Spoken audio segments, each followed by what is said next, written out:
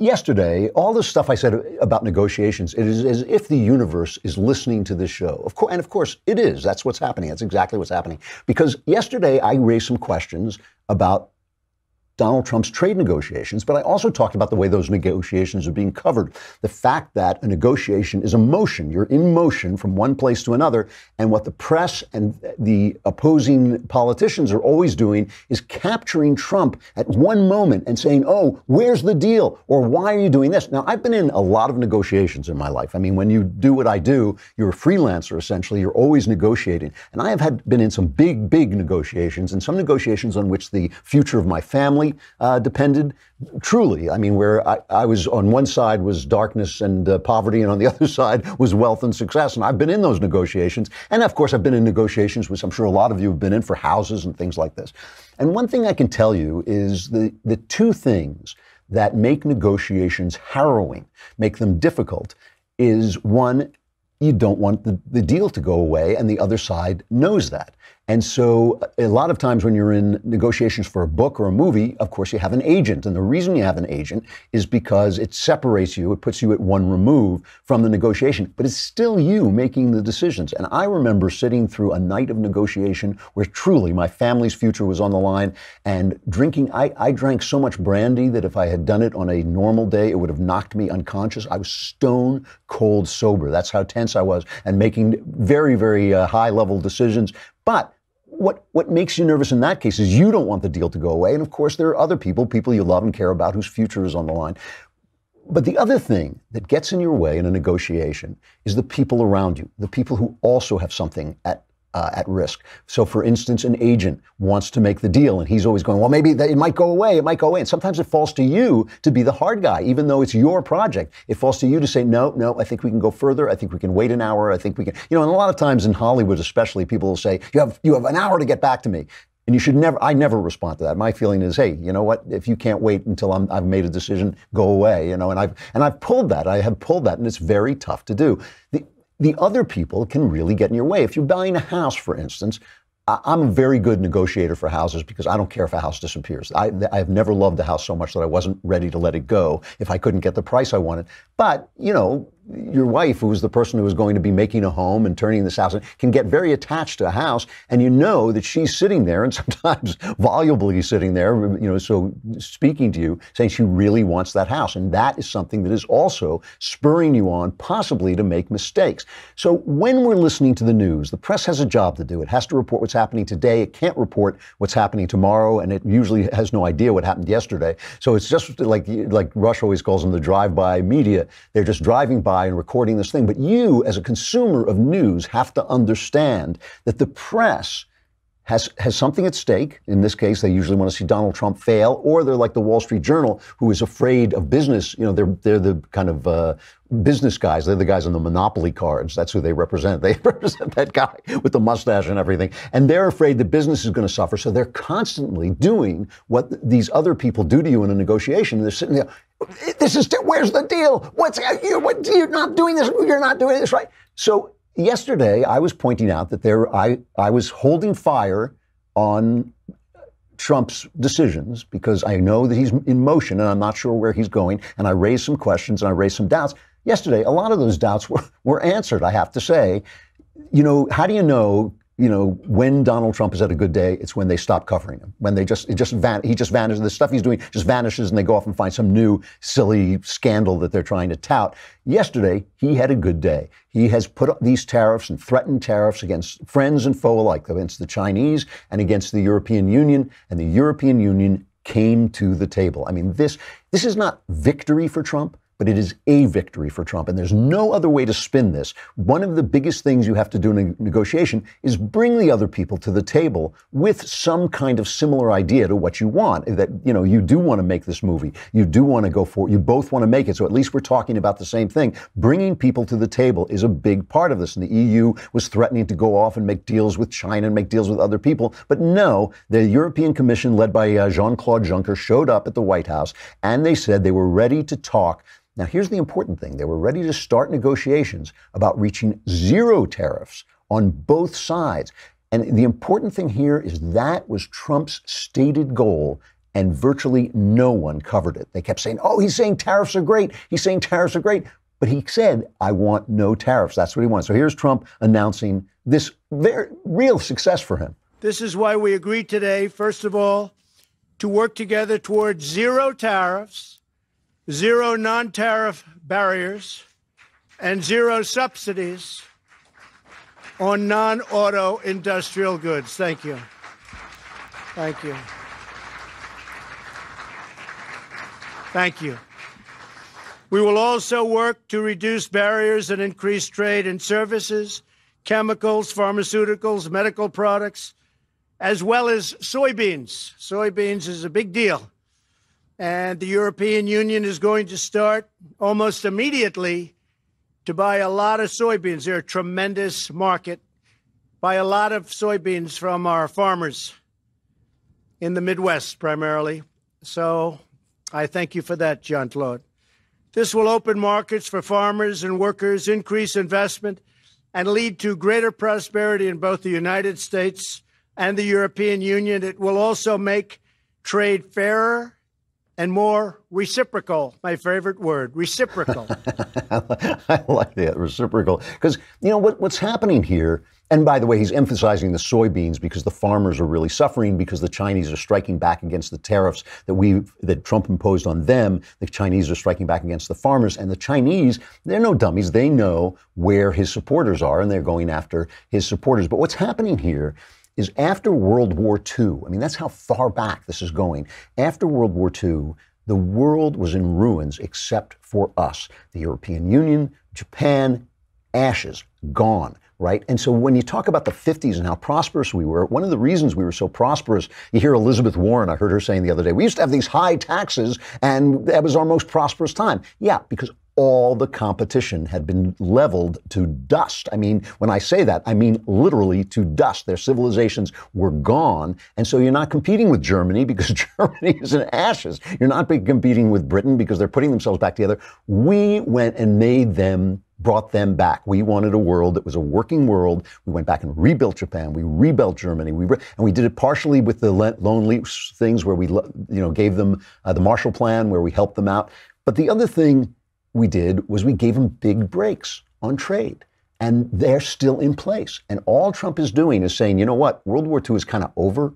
You know, it's like, it's been a while. It's been a couple of days since World War II ended. It's time to reduce this stuff. So yesterday, Bret Baier had Wilbur Ross, the Commerce Secretary, he's obviously the guy in charge of this on, and he explained why this deal, even though it's just an agreement to talk, it is an agreement to get to a certain place. And Wilbur Ross explains why this is a big deal.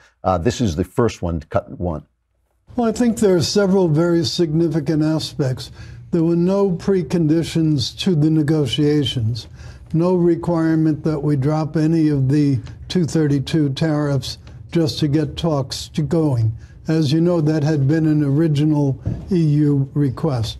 They came very prepared to do business. We came prepared to do business. And I think this really breaks the ground because it has now set the parameters. Everything is on the table. Yeah, I'm talking zero tariffs, possibly. Right. President made clear at the G7, although, as you remember, nobody paid any attention, that his end game is zero tariffs, zero non-tariff trade barriers, zero subsidies, and zero barriers to our market access. So 4 big zeros. So that's a big deal. You know, that's what there's when you come to the table without conditions, you come to the table looking for these zero tariffs. And Ross points out there that this is what Trump said. He said, this is the deal I want. And when they cover Trump, they do not pay attention to this. And we'll get into this incredible conflict that Mike Pompeo had with the Senate yesterday. Just saying to them, you keep paying attention to things Trump says in the midst of negotiation, but you're not paying attention to where he wants to go and what the policies reflect of what they say. And the senators keep saying, we'll play some of this. It's amazing audio. The senators keep saying, well, he said this and he said this, and Pompeo keeps saying, yeah, but his policies say this. I just want to play one more cut of Wilbur Ross. I know it's a little bit in the deep weeds, but I did ask this question yesterday. Why, when Trump says, I am buying time with, for instance, bailing out the farmers, I said, well, why doesn't China just say, oh, well, we can outweight him. We can outweight him. So, of course, because the universe responds to me, that this is exactly the question Bret Baier asked Wilbur Ross. I just want to say the reason you are listening to this show is this is the wisdom show, and one of the parts about wisdom is knowing what you don't know. And like Socrates said, I know that I know nothing. That's what made him the wisest man. I know that I know even less than nothing, so I'm even wiser than Socrates. So I asked this question, and Wilbur Ross gives this answer. The Chinese have done a very, very good job figuring out the political map and how to target it. But you look at their recent announcements, infusions of capital into the banks, lowering reserve requirements, letting their currency drift downward.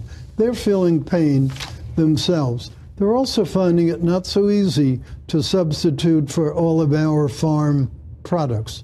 You're going to see, once they run out of the soybeans that they artificially built up, they can't just get all the beans from Brazil. And here's why.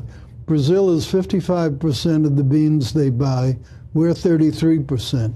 For Brazil to replace us, they would have to increase their exports to China by 60%. Well, guess what? If Brazil could have done it that much an increase at an economical price, they already would have done it. They didn't have to wait for this conflict. So they're finding it not so simple to deal with their own retaliation. Just to unpack that a little, because I know it's the deep weeds, he points out that China was storing up soybeans, waiting for Trump to do what he did and kind of outsmarting him by trying to go after his base. So China's part, we're in a trade war with China. This is the one thing you have to agree with Trump about. All Trump is doing is fighting back. And yes, is it dangerous? War is dangerous. A trade war is dangerous. But the panic that you're getting from the Wall Street Journal, the insane panic you're getting from Republicans in Congress, it doesn't help in the negotiation. Trump may be wrong. He may have gotten this wrong. He may lose the negotiation, but it doesn't help him negotiate to have all these people jumping on his shoulder saying, what's happening? Well, it's like, are we there yet? It's like listening to the kids. I have to point out. So my one point about this is a victory for Trump. It's not victory, but it's a victory for Trump. So how do they cover it? The New York Times, a former newspaper, their headline is, with surprise deal, U.S. and EU step back from trade war. Now, who was surprised? What was where does that surprise come from? Donald Trump said this was going to happen. Yesterday, we played a cut of him saying, oh, they're coming to the table. The EU is coming to the table. But who's surprised? The New York Times, not Donald Trump. And the networks, truly dishonest reporting. It's worth playing a minute of this. This is the networks trying to spin this as if Trump lost, as if it was Trump who blinked instead of the EU. And I'm not saying the EU blinked. The EU did the sensible thing. They were under threat. Trump is right about the tariffs. They should be fair. There should be at zero. And here's the Nets reporting this. To the president tonight, under pressure after his own tariffs igniting a trade war, other countries retaliating. It has many American farmers paying the price. You heard from many of them last night right here. Well, tonight, the president with a new promise, reaching out to the European Union. He called them a foe just a week ago, but late today calling a press conference outside the White House to say they will now work together. ABC's Terry Moran at the White House tonight. Reeling under increasing pressure from American farmers, congressional Republicans, and nervous Wall Street investors, President Trump suddenly shed his trade warrior persona today and declared a truce with the European Union. Now to the late development that could mean the U.S. and its European allies are stepping back from the brink of a trade war. The president announcing a compromise today with the EU, but offering few details. Yet the nation's automakers and some suppliers say they're already feeling the pain from the trade war on another front with China. That is amazing. That is amazing dishonest reporting. They can't just say, he threatened them, they came to the table. It's got to be, he threatened them, and he caved. He caved. It's just lying. It is lying. It is just, that is those guys who get paid a lot of money to go in there and look into a camera and give you information. They took the money, they put on their suits and ties, they went on there with serious looks, and they lied. That is what they do. To me, that's amazing. I don't understand. I really don't. I don't understand what that life would be like. I do not understand what it would be like to be putting on my tie and looking in the mirror. And of course, I don't wear a tie, but I occasionally look in the mirror. And you're looking in the mirror and thinking, I'm going out there and I'm going to sell this crap to people. If it's the last thing I do not understand what that life is like. I've got to play this Pompeo stuff. It is just so good. Pompeo goes before to talk about the Russia summit and North Korea and all this, and the Democrats hammer him. And Pompeo was, I got to say, another big victory for Trump. Just the fact that Pompeo was standing up for him. Here he is talking to Democrat Chris Murphy about the Helsinki summit, and this is about the Russians. This is the cut about the Russians. Let's just play. Chris Murphy is talking to him about what Trump says, and Pompeo is saying, yeah, but watch what he does. Senator, the policies are themselves statements as well that the administration makes. Well, policies are statements and statements are policies. It goes both ways. No, that's not true. That's absolutely not true. But I make lots of statements. They're not U.S. policy. The president says things, right? The president makes comments in certain places. We have a National Security Council. We meet. We lay out strategies. We develop policies. Right? How do I know the president then sets the course. How do I know the difference between a presidential statement that is not a policy and a statement that is? Senator, here's what you should look at. Compare the following: Barack Obama speaking tough on Russia and doing nothing. Those were true. It is true. I understand you want to rewrite the Obama policy on Russia, but that's simply not true. He organized all of Europe and all of the world. Let's go task for task. To put a comprehensive, unprecedented set of sanctions on Russia. So the man said he would have more flexibility after. I'm not listening. My question isn't about. I know you want to turn constantly. I just want to look at facts and policy, Senator. I'm trying to get to U.S. policy. It's what I do. I can't believe that Pompeo says, all right, let's go. I mean, it's talking scrappy. And Murphy backed down. After that, Murphy started asking much more friendly questions, because when you're willing to bring up the fact that Obama did try and sell out American defenses to the Russians off camera and got caught on an open mic. He just happened to get caught on an open mic. But listen to what Murphy is doing. What Murphy is doing is saying, how can I tell what the difference between what Trump says and the difference between his policies? And what Pompeo is saying is, watch his policies. Trump is a negotiator. He's not just the president who sends other people to negotiate. He negotiates. And by the way, we were talking about his lousy character yesterday, which I talk about all the time. I never pretend that he's a great guy, but bad people make good negotiators. I mean, this is one of the things. I'm kind of a hard case, but I'm actually fairly pleasant human being. but I can be a hard case in a negotiation. But most really hard negotiators, most really tough negotiators are not nice people. And that's one of the things you're seeing with Trump. And listen, yesterday, a lot of victories. I got to play some more of this Pompeo stuff just because I love the back and forth. He goes off on they start talking about the North Koreans who are starting to actually disassemble some of their nuclear things. So Edward Markey says, yes, but have they gotten rid of all their nukes? And Pompeo's like, no, not yet. But listen, things are going well. And he just takes this kind of condescending tone with the senator. It's pretty hilarious. Fear not. This administration has taken enormously constructive actions that have put us in a place that is far better than in either of the two previous administrations, one Republican, one Democrat.